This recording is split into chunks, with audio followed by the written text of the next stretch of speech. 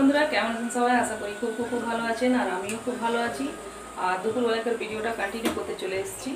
তো রান্নাঘরে এসেছি, আর এসে বসিয়ে দিলাম, ভাবলাম চা বানাবো। আর দেখছি দুধটা জাল দেওয়া হয়নি, দুধটা গেছে কেটে। একদিকে বসিয়ে দিয়েছি দুধ জাল দিতে, একদিকে বসালাম আজকে রচা। তো রচা কে কে খাবে? কোনোদিনও খায় না, ভালো লাগে না। দুধ চাই ভালো লাগে। দাদাভাই রচা ভালোবাসে, আমি তো না, দাদাভাই বলাটা ভালো হবে না। দাদাভাই দুধ চা খেতেই ভালোবাসে, কখনো কখনো হলে আদা টাদা দিয়ে খাবে। কী করবো, দুধ তো কেটে গেছে। চলো লাল চাই বলি, আমরা আমরা লাল চা বলি এটাকে। তো লাল চাই বানাবো জল। আর এখানে দেখো দুধটা কেটে গেছে।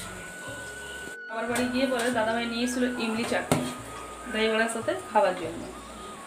তো এরপর দই বড়াতে বিনা ইমলি চাটনি, মিষ্টি চাটনি তো ভালো লাগবে না। কী করি, ভাবলাম একটু আপনার সাথে ইমলি চাটনি বানিয়ে শেয়ার করবো। আমার কাছে অনেকটা ইমলি রাখা ছিল, তেঁতুল, আপনাদেরকে দেখিয়েছিলাম ব্লগে যে দাদাভাই একবার ইমলি নিয়ে এসেছিলো। তো চলো এই তেঁতুলটা দিয়ে বানাবো চাটনি। কী করে বানাচ্ছি দেখতে থাকো। তার আগে চা খাবো, চা দিয়ে দেবো এখানে চিনি আর চা পাতি, আর আজকে আদা দেওয়া একটু চা বানাবো।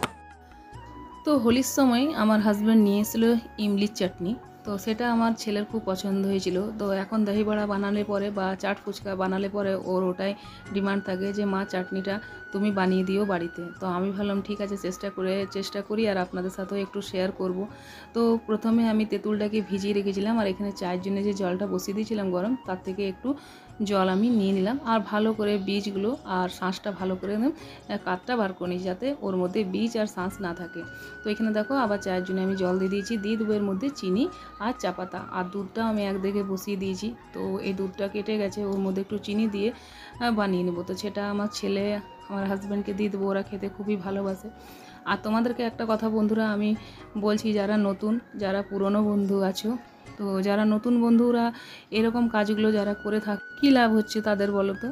যে আমি যাদেরকে সাবস্ক্রাইব করে দিচ্ছি, করে দেওয়ার পর তোমরা কিছুক্ষণের মধ্যে তারপর সাবস্ক্রাইবটাকে সরিয়ে নিচ্ছ। তো আমার যেখানে জায়গা ছিল সেখানে আবার আমি চলে আসছি। তো এরকম যদি করে থাকো, তো একজনকে তোমরা কোথায় সাপোর্ট করবে সে না, তোমরা আবার কি করছো, তার পা টেনে পিছন দিকে করার চেষ্টা করছো। তো এরকম যদি করে থাকো আর নিজেরা আগে বাড়ার চেষ্টা করো, তো আমি দেখছি না, কিন্তু ভগবান তো সবারই আছে। তাদের উদ্দেশ্যে আমি বলবো যে ওইরকম যদি তোমরা করে থাকো, তো আমার পরিবারে এসো না আর আমাকে সাপোর্টও করো না।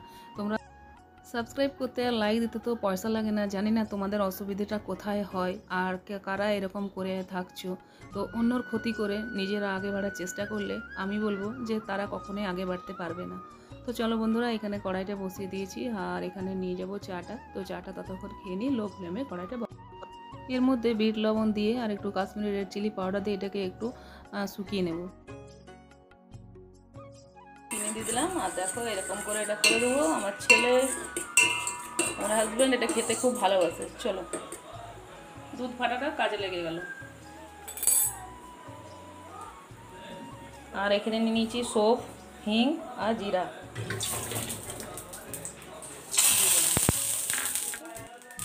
দিয়ে দেবো এর মধ্যে এই চাটনিটা, দিয়ে দেবো এর মধ্যে গুড় আর চিনি।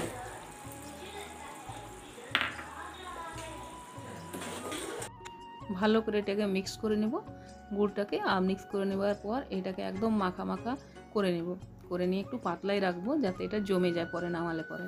তো সে দিয়ে দেবো ভাজা জিরে লঙ্কা গুঁড়ো। ব্যাস হয়ে গেল এখানে ইমলির চাটনি। দহি বড়া, চাট পকোড়া সবার সাথে দিয়ে আপনারা খেতে পারবেন। অনেকদিন ধরেই ভাবছিলাম এটা বানাবো, অনেকদিন ধরেই ভাবছিলাম যে চাটনিটা বানাবো আর আপনাদের শেয়ার করবো। দহি বড়া সবাই, ছোটো বড় সবাই খেতে খুবই ভালোবাসে। আর তার সাথে যদি এরকম একটা সুন্দর একটা ফ্লেভার ইমলি চাটনি হয় না, তাহলে তো আর কোনো কথাই হয় না, তাই না? তো তাই আপনাদের সাথে এটা শেয়ার করলাম, এই ইমলি চাটনি রেসিপিটা। একটু গাঢ়া হলে, একটু ঠিক হলে এটাকে আমি নামিয়ে নেবো। আর আমার রয়েছে অনেক কাজ, বন্ধুরা রুটি করবো। দাদাভাইকে দিলাম রাসানের জন্য মশলা আনতে, মশলাগুলো আজকে নিয়ে আসবে। তো চলো, এটা হয়ে গেছে, এটা গ্যাসটাকে ফ্লেমটাকে বন্ধ করে দেবো। ওই করে চা নিয়ে চলে গেছি। এই যে খাবার খেয়ে এসে একটু ঘুমিয়েছিল, বুঝেছে।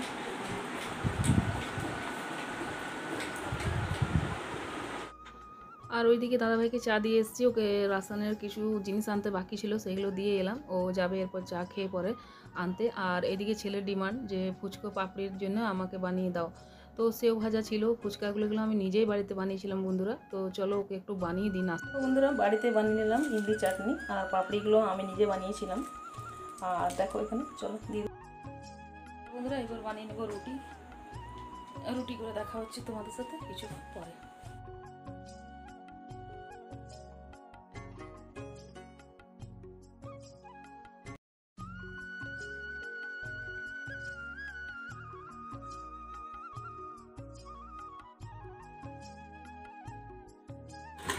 চলে এসছে, আর দেখো বন্ধুরা এখানে কি কই দাঁত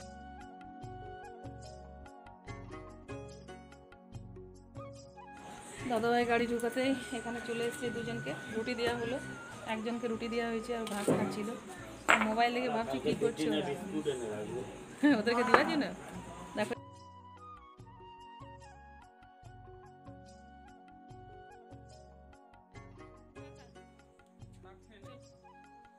সব খেয়ে নে।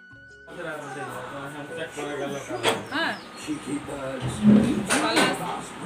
কালা সেরা এখনো আসেনি, দাদা দেখা করে গেছে, কিন্তু ওরা কাল আসবে। চলো। এত গরমে পান্তা ভাত মানে হচ্ছে শরীরের পক্ষে রামবাণ ঔষধি। তো আমি একটু নিয়ে নিলাম পান্তা ভাত, আর আমার দেওরকে দিয়ে দিলাম, ও খাবে।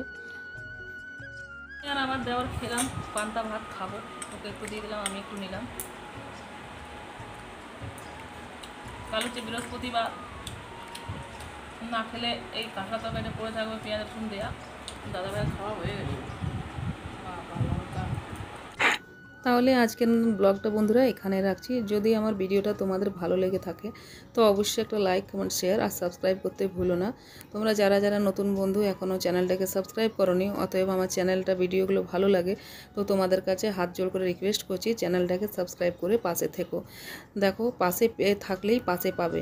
তো সবার কাছে আমার এতটুকুই অনুরোধ। আর তোমরা যারা যারা আসছো চলে যাচ্ছো, তো তোমাদেরকে যদি কোনো খারাপ কথা বলে থেকেছি তাহলে তোমরা আমাকে ক্ষমা করো। তো সবাইকে গুড নাইট।